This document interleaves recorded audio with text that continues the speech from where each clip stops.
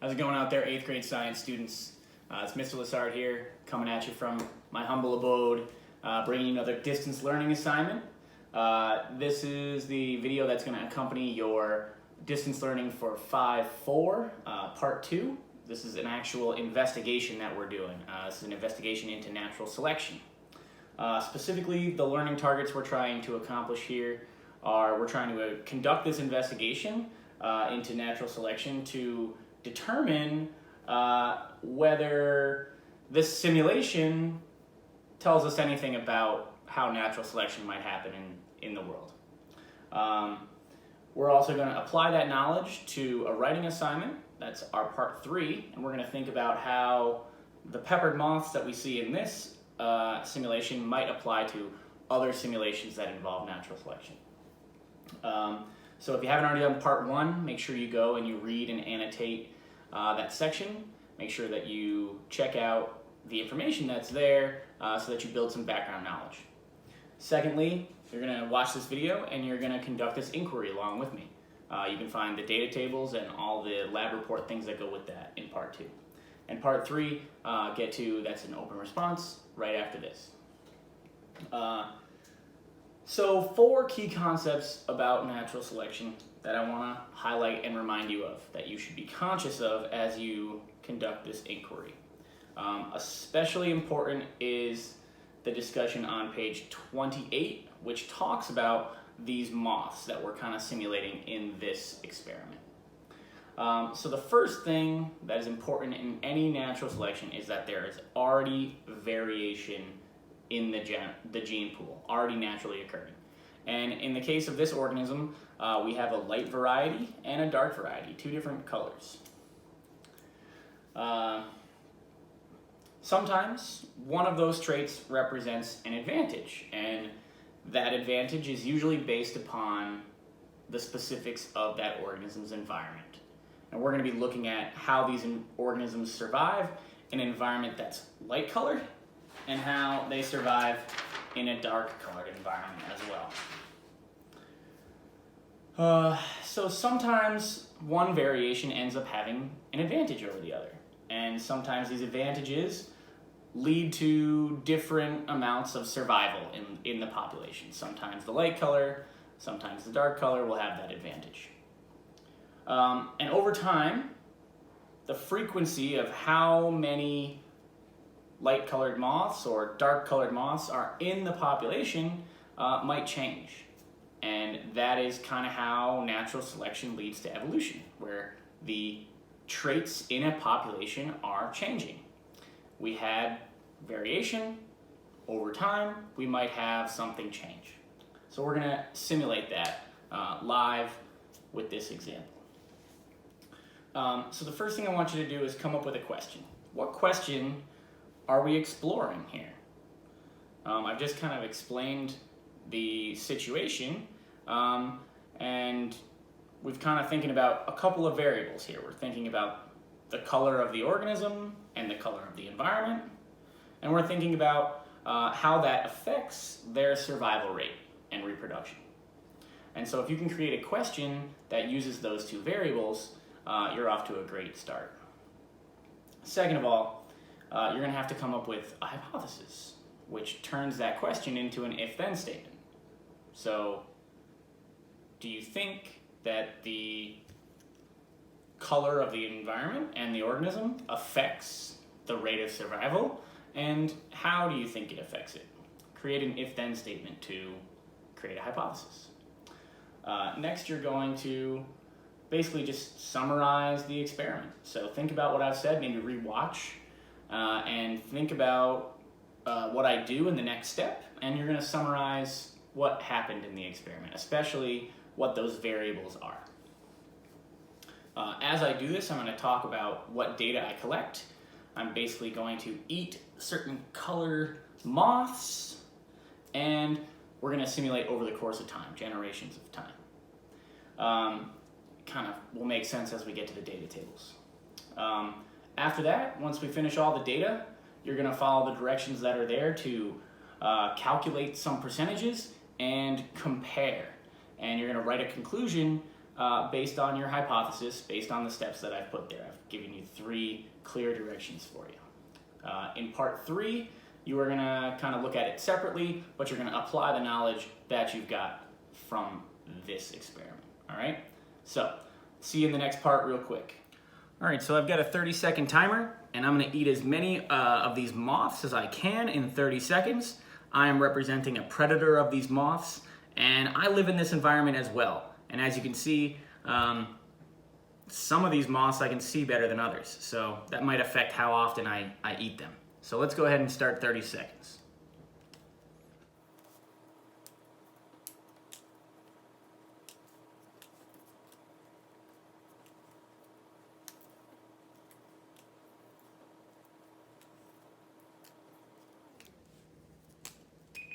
All right, so we stopped the timer, and I'm going to count up how many organisms I ate.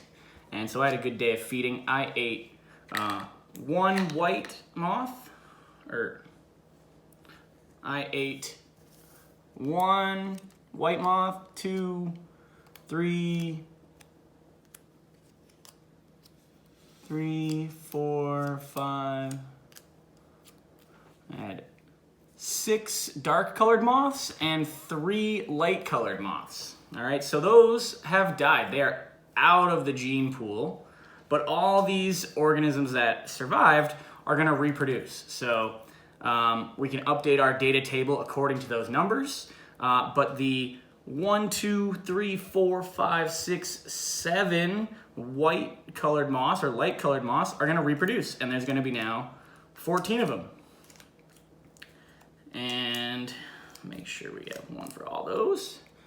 And our dark colored moths, 1, 2, 3, 4 of them are going to reproduce to now have 8. And I'm going to go ahead and I'm going to mix these around a little bit so that it's a little more natural to flap around. Okay. And so we'll set our timer for 30 seconds again, and we're off and running. Here we go.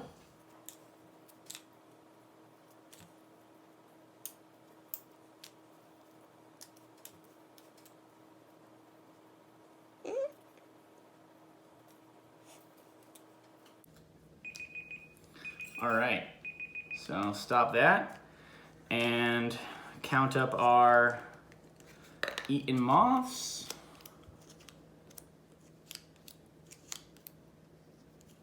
Four white ones and 4 black ones. We ate 4 and 4, okay? So those are out of our gene pool. Everything goes ahead and multiplies again, reproduces. So our 4 dark color become 8. And what do we have? 1, 2, 3, 4, 5, 6, 7, 8, 9, 10. I think we had 10. 10.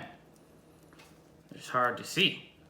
2, 4, 5, 6, 7, 8, 9, 10. So now I think we have 20, if my quick maths is correct.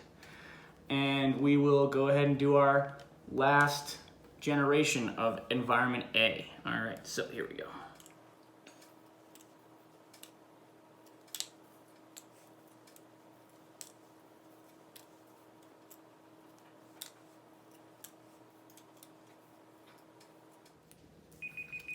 All right, didn't quite get that last one there. All right, so our last and final generation, I ate 1, 2, 3, 4, 5, 6, 7, 8 white ones, 5 dark ones. I got a little better at eating that time. There was a higher population. It was easy grabbing.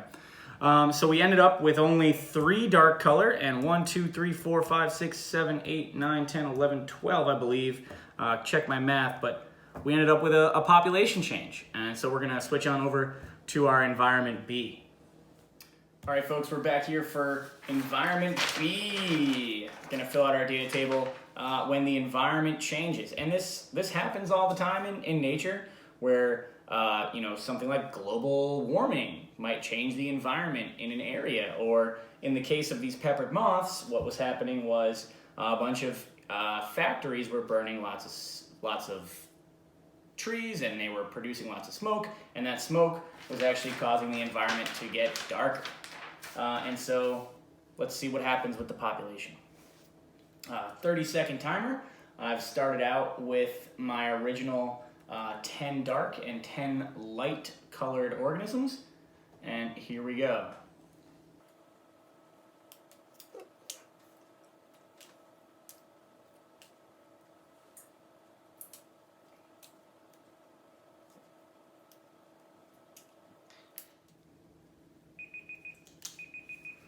Alrighty. So, a little hung up on that one. I ended up getting 3 light colored moths and only 2 dark colored moths. So that means our population is going to grow. So our 8 dark colored moths are all going to reproduce. 1, 2, 3, 4, 5, 6, 7, 8. That's 16 total. And our 7 light colored moths are also going to reproduce. 1, 2, 3, 4, 5, 6, 7, and I believe that's 14 total. All right. And here we're going back to our 30-second timer.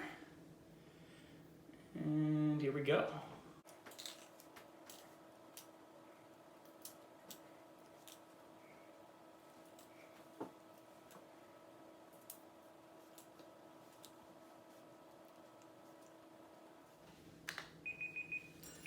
All right. It's weird. It's like this is even harder to see the darker ones than it was before when it was to see the lighter ones. And it's not even like I'm trying to avoid the dark ones. They're just that much more apparent to see the light colored ones. And you can see that I got a lot of those. So I ended up getting...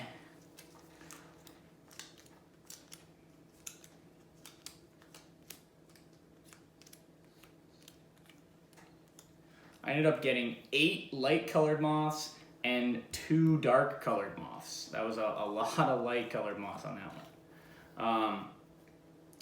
And so we're going to have some reproduction here. We're going to have 1, 2, 3, 4, 5, 6, 7, 8, 9, 10, 11, 12, 13, 14, 15 more, I believe. That's 30 total. Double check my math out there. All right. 1, 2, 3, 4, 5, 6 white guys reproducing. All right, and we'll just mix those around, and we'll get our last and final round going. Well, dark color one's out there this time.